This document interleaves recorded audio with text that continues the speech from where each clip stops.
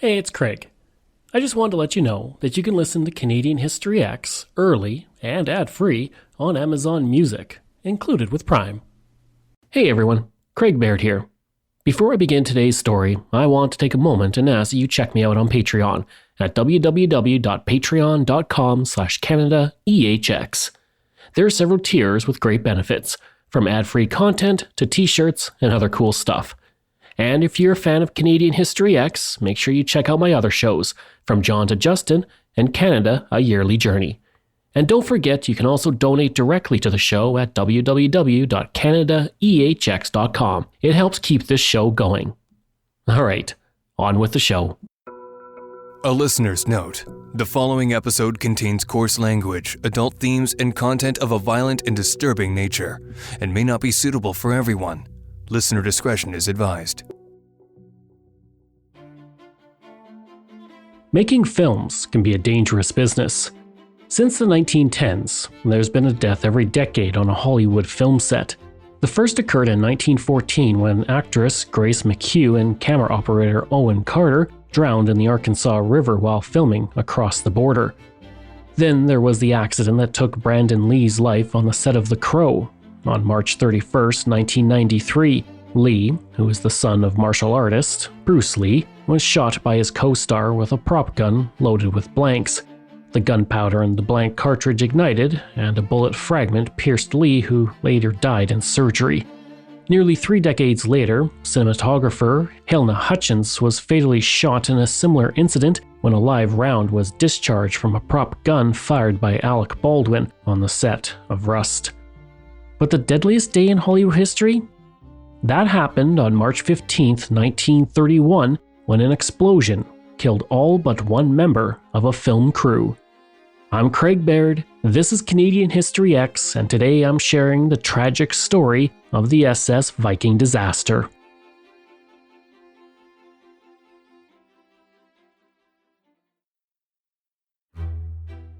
When Fridtjof Nansen stepped foot on the SS Viking on March 11, 1882, the ship was only a few weeks out of dry dock. The Arctic researcher would be a passenger on the ship as it embarked on its first journey. For the next 5 months, Nansen studied Arctic zoology firsthand and proved that sea ice formed on the surface of the water rather than below, which showed that the Gulf Stream flowed beneath the cold layer of surface water. All this scientific work was done while the ship hunted for seals off the coast of Newfoundland.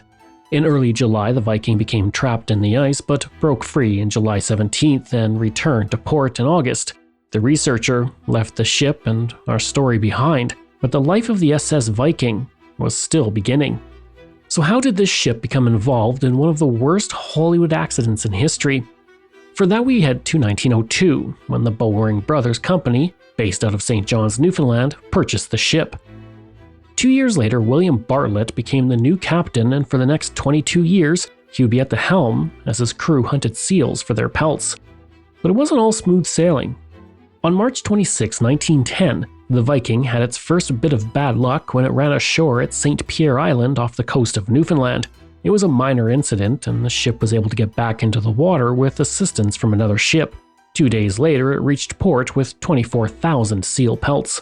In 1926, William Bartlett retired after taking part in 23 voyages, where he hauled 234,997 seal pelts. G. Whitney took over as captain in 1927, and after completing 1 voyage, was replaced by R. Barber, who completed 2 voyages from 1928 to 1929. Then, R. Babcock took over in 1930, right before Robert Bartlett became captain, and he would take his role to the silver screen. Robert Bartlett was born to be on the ocean. He was the eldest child of the SS Viking's original skipper, so being a captain was literally in his blood. He grew up in the beautiful seaside town of Burgess, Newfoundland, in a lovely cottage with wraparound veranda surrounded by gardens. By the age of 17, he had mastered his first ship and began a lifelong love affair with the Arctic. When Robert was 33, he captained the SS Roosevelt and sailed with explorer Robert Peary on his quest to reach the North Pole. They broke trail through 300 kilometers of the frozen Arctic Sea, and for their efforts, they were awarded the National Geographic Society Hubbard Medal. In 1913, Roberts served as the captain of the Karluk under Vilhjalmur Stefansson on the Canadian Arctic expedition that was sent to explore the regions of the Perry Archipelago, but they got marooned in ice in September of that year. Stefansson left the ship on the pretext of finding fresh meat for the crew and never returned. Instead, he spent his time searching for new islands to catalog with a small party that followed him off the ship. Meanwhile, Robert Bartlett spent months stranded on the ship as it drifted west in the ice. Bartlett and the other 24 men on board assumed Stefansson and his party were dead, so Bartlett and Katovik, an Inuit hunter, walked 1,100 kilometers southeast to reach Alaska, where they launched a rescue of the surviving crew. They left them on the ship near Wrangel Island, off the coast of Russia, and despite Bartlett's best efforts, only 12 survived. 4 years later, Bartlett was at the helm of another ship. In 1917, he captained the Neptune and rescued members of the Crocker Land expedition who had been stranded in the Arctic for 4 years. He became popular among the press and the public and those he had rescued, and that fame was about to skyrocket. In 1925, he became captain of his own ship, the Effie M. Morrissey, and he launched several important scientific expeditions to the Arctic, sponsored by American museums, the Royal Geographical Society, and the Explorers Club. In 1930, he took over command of the Viking for 1 season, and around this time, Varric Frissell was looking to make a film about the annual Newfoundland seal hunt, and he needed a legendary captain. Born to a wealthy family, Varric Frissell developed a keen interest in film from an early age. He grew up with confidence nurtured by his privileged background, and after being privately educated, he entered Yale University in the fall of 1922. Handsome and well over 6 feet tall, he excelled in rowing and water polo and became a member of the Whiffenpoofs, an a cappella group. While at school, he attended a lecture held by Dr. Wilfrid Grenfell about Labrador, which inspired him to visit and explore the northern wilderness. He was attracted by the adventure and inspired by the landscape. From September 1921 until April 1922, he worked in Labrador as a volunteer for the International Grenfell Association. While at university, he was a secretary, treasurer, and president of the Yale Grenfell Association, and in the summers he returned to Newfoundland and Labrador. In 1925, he explored the Churchill River, which flows east from the Smallwood Reservoir into the Atlantic Ocean. It is the longest river in Atlantic Canada, and Frissell was the first person to capture the mighty Churchill Falls on film. The footage was released as a short documentary entitled The Lure of Labrador, which saw modest success. He graduated with a Bachelor of Philosophy the following year, and in 1927, he wrote an account of his explorations and submitted it to the Geographical Journal for publication. Titled Explorations in the Grand Falls region of Labrador, it earned him membership in the Royal Geographical Society. He then spent 6 weeks from February to April working aboard a sealing steamer and shooting film when he was not on duty. He was fascinated by the adventure of the hunt and felt it was no fun killing seals. About 40 minutes long and using 10,000 feet of film, it would become the Great Arctic Seal Hunt, released in 1928. He then worked as a cameraman for Robert Joseph Flaherty, famous for 1922's Nanook of the North. From 1928 to 1929, he shot in the southwestern United States and combined documentary footage with a dramatic plot, but the film was never released and the uncompleted footage was later lost. He intended to make a feature-length film on the seal hunt, and with the success he had seen from his previous movie, he formed the Newfoundland Labrador Film Company, and a year later embarked on his most audacious project.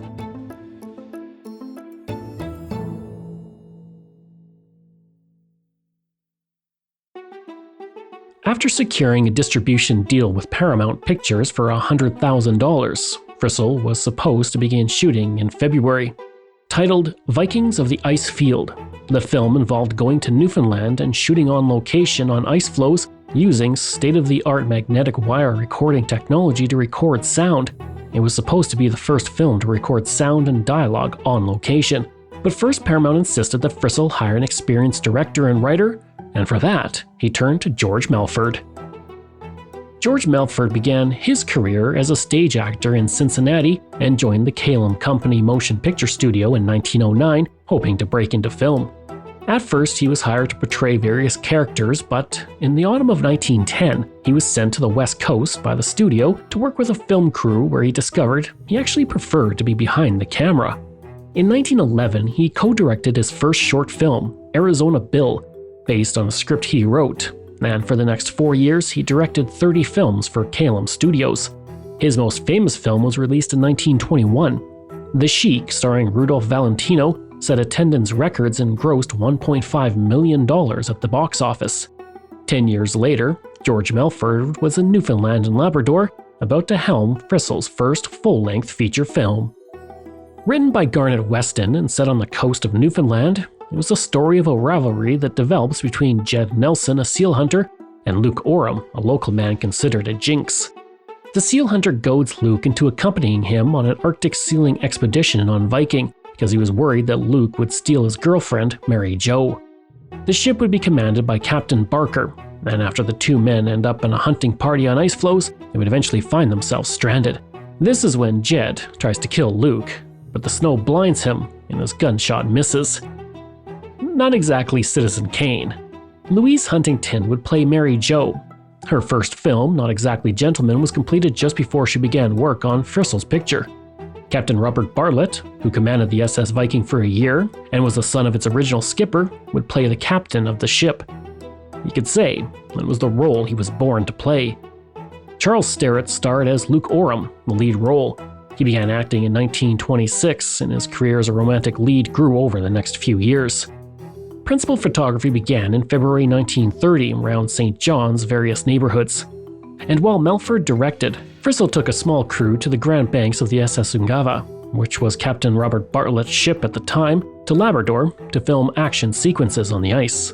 The conditions were arduous aboard the vessel and on the ice, but the film was completed and was screened to a private audience at the Nickel Theatre in St. John's on March 5, 1931. The response was positive. The film's strength was the real-life scenes contributed by Frissell rather than the awkward love story, but Paramount declined to release the film. Hoping to salvage the film and regain Paramount's support, Frissell went back onto the ice fields to get new footage of big waves, tall icebergs, and hopefully a storm or two from the deck of the ship. To shoot additional material, he hired the SS Viking to take himself, his dog Cabot, and the film crew out onto the water. On March 9, 1931, the ship left the harbor under the command of Abram Keane. While Robert Bartlett excelled at keeping people alive in the harshest Arctic Ocean conditions, Keane was known for being part of one of the most tragic sealing disasters in Newfoundland history. Born in 1855 in Newfoundland, Abram Keane began to work as a cod fisher at 18 and soon moved into seal hunting. In 1872, he participated in his first sealing season, setting off in a crew of 70 men. After 10 years, he became a captain and commanded the Hanny and Benny, a sealing ship during the 1883 and 1884 seasons. And if there was one thing that Keane was good at, it was killing seals.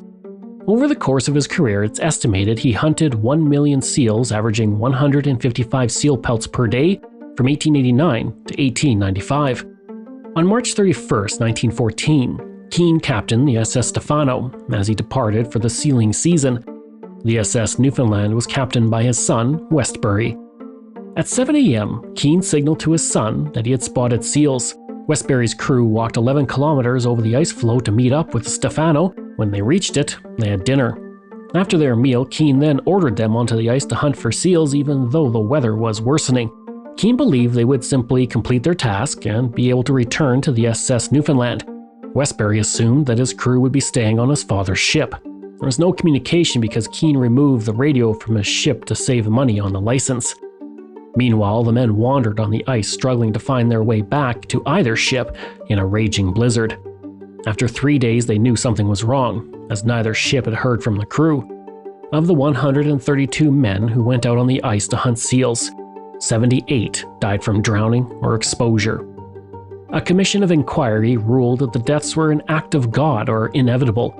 Keane escaped punishment but became a hated man among the sealing community, and 3,000 people submitted a petition asking for his arrest, but nothing came of it.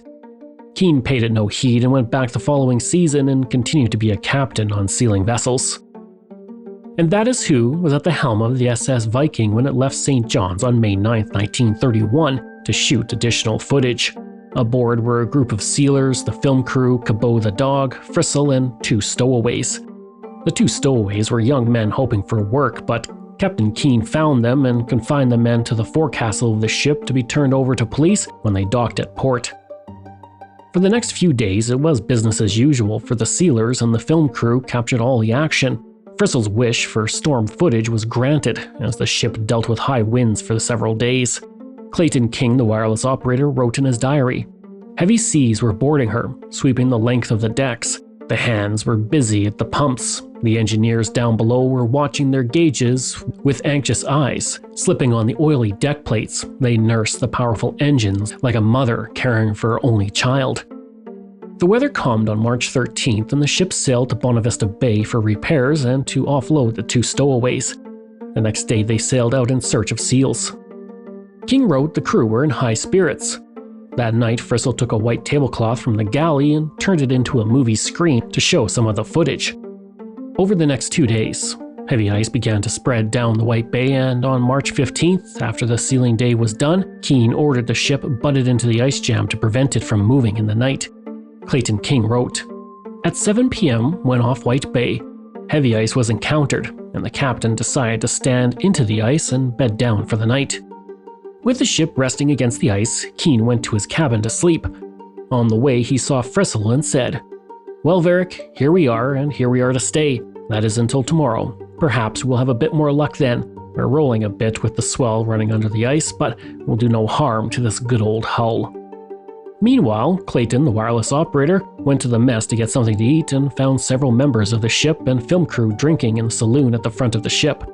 As King walked to the mess, he saw Frisell writing on a piece of cardboard with his dog Cabot at his feet and asked what he was doing. Frisell told him he was putting up warning notices. King read "Danger" in big block letters.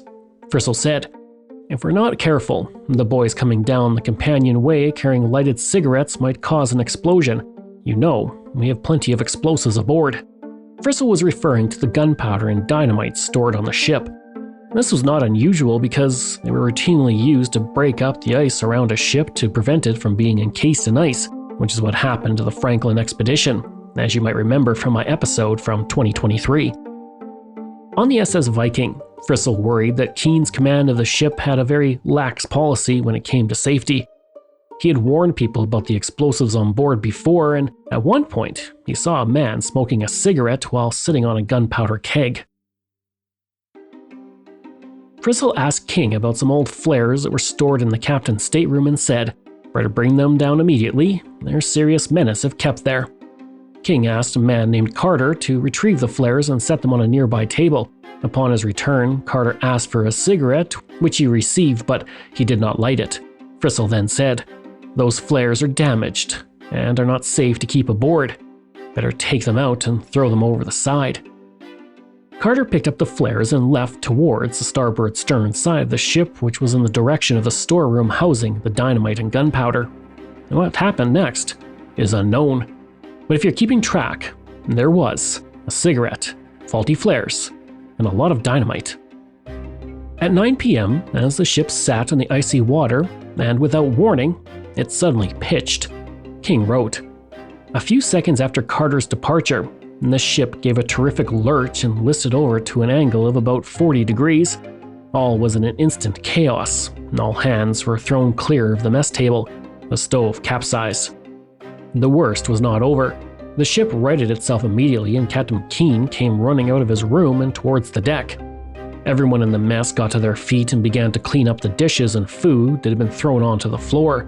But just as it happened a few minutes earlier without warning, a massive explosion tore through the ship, blowing the stern off the vessel and killing everyone sitting in the saloon. King was knocked unconscious but wrote later, "Almost immediately there followed a terrific blast from the aft end of the saloon. For me there followed oblivion. Deck planking came tumbling down as flames tore through the hull of the ship. Men were thrown while others were crying for help trapped in the burning ship. One of the firemen on board, Pat Breen, was blown across the ship. He suffered a deep gash in his leg and heard men crying out for help from below near the boilers and engines. He could not get to them as all routes to the engine room were blocked by heavy timbers and white-hot flames. Captain Keene woke up on the ice 12 feet away from the ship and injured from the blast that had sent him flying through the air. When King came to, he was surrounded by debris and had to push timber off his legs to escape the growing fire. He could hear rushing water and realized that it was the sound of blood running down the side of his head.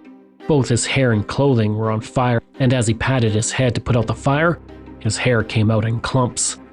King was able to put out the flames and pulled himself along the floor to find help. Meanwhile, small explosions tore through what was left of the ship as chaos and fire reigned. King reached the edge of the ship and threw himself over the side. Injured, he fell into the North Atlantic and struggled in the frigid water. A man named William Kennedy was nearby and called to him for help, but King was useless as his legs were shattered. And that's when another explosion tore through the ship and sent a man into the air and onto the piece of ice. King saw the man's head was split open and watched in horror as the body convulsed and then slipped into the ocean. King struggled to stay afloat when suddenly he was pulled out by Harry Sargent, a fellow crew member. Sargent also grabbed Kennedy, who had fallen into the water, and pulled him onto the ice. As the ship sank into the cold water, and they could see more explosions, Sargent, Kennedy, and King then got onto a piece of the ship's stern which had been blown off. It would be a safer refuge than a piece of ice. King, Sargent, and Kennedy watched the wreckage as they drifted away from a larger group of survivors on another piece of ice.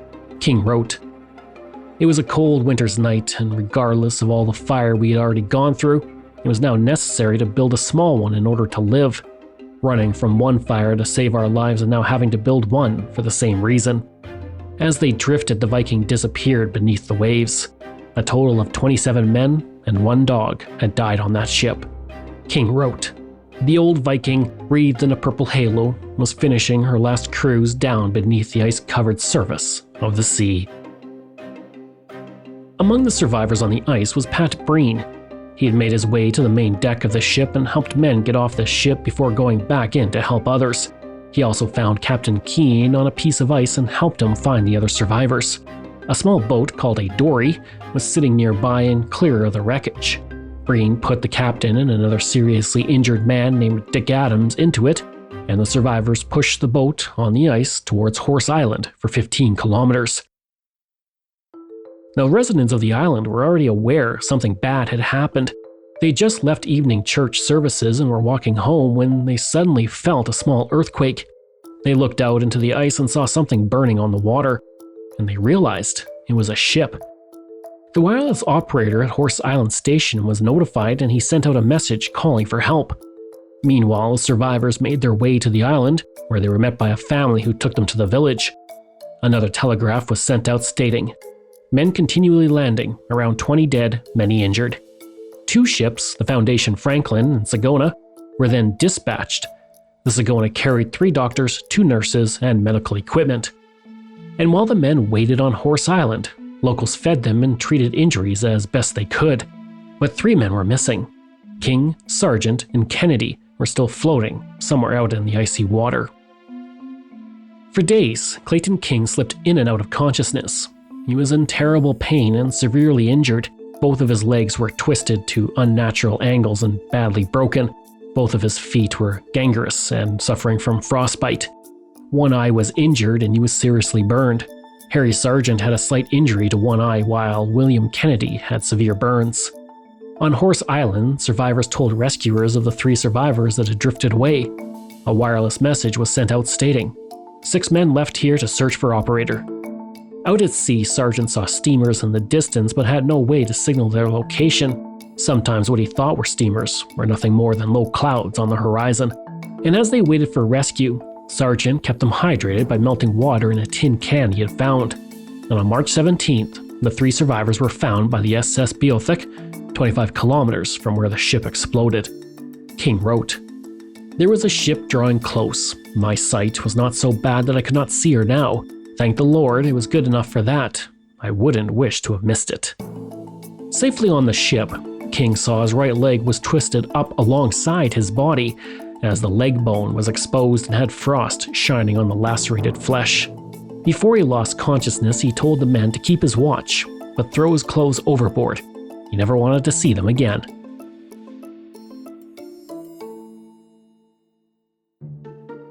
Once the rescue ship reached shore, King was taken directly to the hospital and went through several operations. Both his legs had to be amputated, but a small projectile from the explosion remained buried in his head for the rest of his life. He remained in hospital for 3 months until July of 1931. Kennedy survived only long enough for the rescue ship to reach St. John's before he died from injuries and exposure. Sargent simply walked away.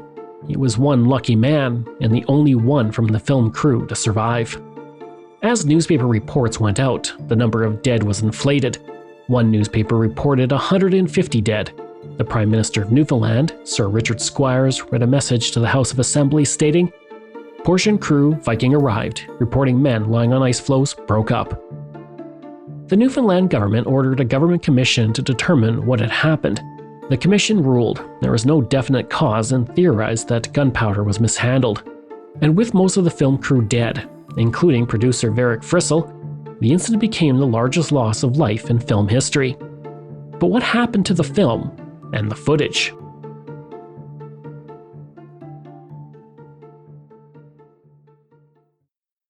Despite the terrible loss of life, the movie was released in North America on June 21, 1931, titled The Viking, and received mixed reviews.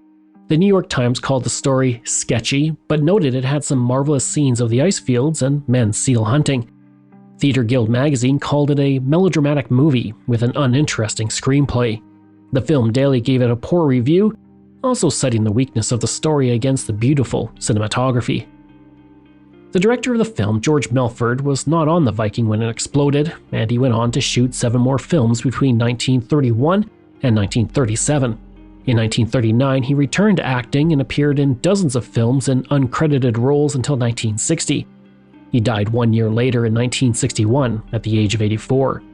Louise Huntington, one of the film's stars, only appeared in 2 other films after The Viking, Fair Warning and The Man Who Came Back. Both were released in 1931. She returned to Broadway and did some television work later in life and died on June 2, 1997 at the age of 92. Charles Startlett, the star of The Viking, went on to appear in 131 westerns over the next 2 decades, all with Columbia Pictures. He retired in 1952 after his contract ended. Independently wealthy from wise investments, he never returned to acting and died in 1986 at the age of 82. Robert Bartlett, the famous captain from The Viking and Arctic Hero, never appeared in another film. In 1944, he was awarded the Peary Polar Expedition Medal. He died in 1946 at the age of 70. The Canadian Coast Guard vessel CCGS Bartlett is named for him, and Canada Post released a stamp to honor him in 2009. His childhood home, Hawthorne Cottage, his family's beloved homestead, became a National Historic Site where today you can get a unique insight into Newfoundland's seafaring life and one of Canada's legends of exploration.